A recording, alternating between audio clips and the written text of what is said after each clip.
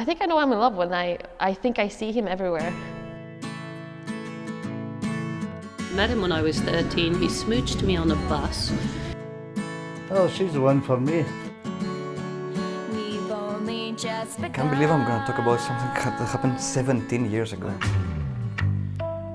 But a lot of different changes in the brain occur that seem to be associated in time with falling in love and with different periods of falling in love. Initially, things like serotonin changes radically in the brain, oxytocin, dopamine.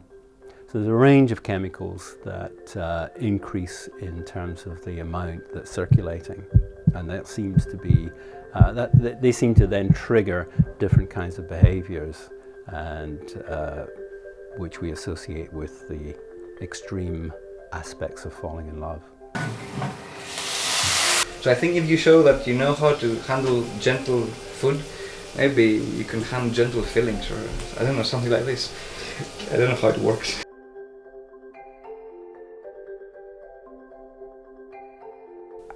It was like something burning inside, you know, something like turning upside down everything and making you feel like, well, something is new, something is, you know,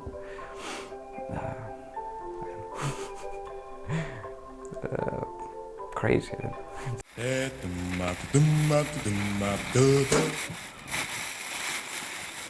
It's like Christmas when I come in here. I forget what I've bought. I still have a lot of feelings for her. I still love her. I think dancing and love relates quite strongly because it's a lot to do with that euphoric feeling and the adrenaline that you get. I think there were a lot of emotions when I realized I was in love. A lot of mixture. I remember being very nervous because I wasn't sure how to handle it. I wasn't sure, oh, what is happening, what is going to happen, what does this mean for my future? Romantic love, I've come to perceive it that when you have that initial moment of wonderful romantic love, it is perceiving the divine in someone. I fell madly, crazily in love with him. There's a general understanding that falling in love is essentially the same mechanism as early infant-mother attachment. Now, if that's the case, we've already fallen in love in many cases. It's with our mother.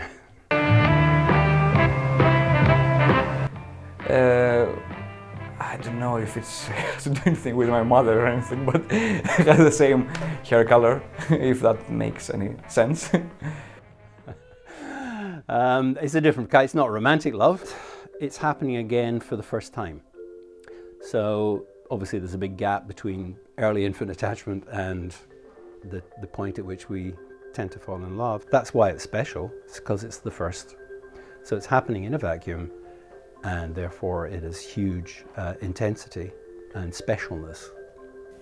She used to wear a little black dress, which made her very pleasant when we went to dancing. 57 years. We were listening to, what was that? Oasis, the Oasis album.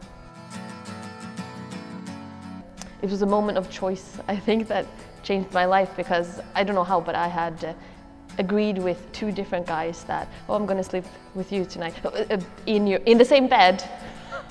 In the same bed. I was 17 at the time, so nothing like that. I was 13, he smooched me on a bus. He was 21.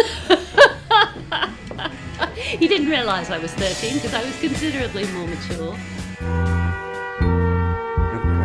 She looked like the most beautiful being I've ever seen in my life, which I can't say it's true after so many years, but yeah, she looked like something extraordinary in my eyes, you know.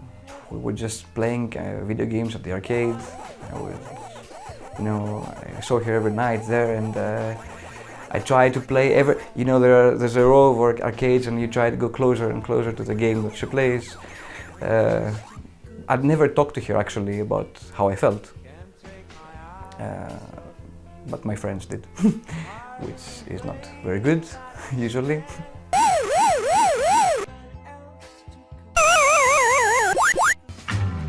There are a number of different signs of whether you're falling in love.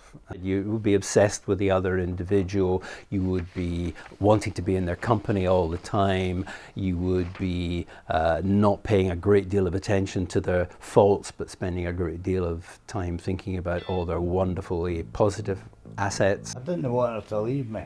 That was a factor. I just tried to see as much of her as I could. The things you do, you know, you start not exactly following that person. I don't want to say following, because it doesn't sound nice, but mentally I would say following a person all day long, you know, thinking about what she does or what you would do if you were there. He came knocking on my door, and he was shirtless, and I think he had written "I love you" on his chest or something, and he had rose in his mouth, and I thought, this is pure madness. But I appreciated the gesture. Does love make you mad? Well, if you're suspending judgment for a start, if your stress hormones are raging, if all the emotional parts of the brain are in overdrive, then you are behaving in a quite a different way from normal. So we've moved from the sort of relatively steady state of minor changes in mood from day to day, from hour to hour and day to day, into something that's far more radical and far more extreme. I was with my friend sitting somewhere, and I saw her passing by, just walking. I didn't talk to her, she didn't say even hi, she was just looking somewhere else, going somewhere else. And I realized that I was in love with her because I almost fell off the chair, trying to follow her with my eyes, you know, which is funny. It's like from a movie or something.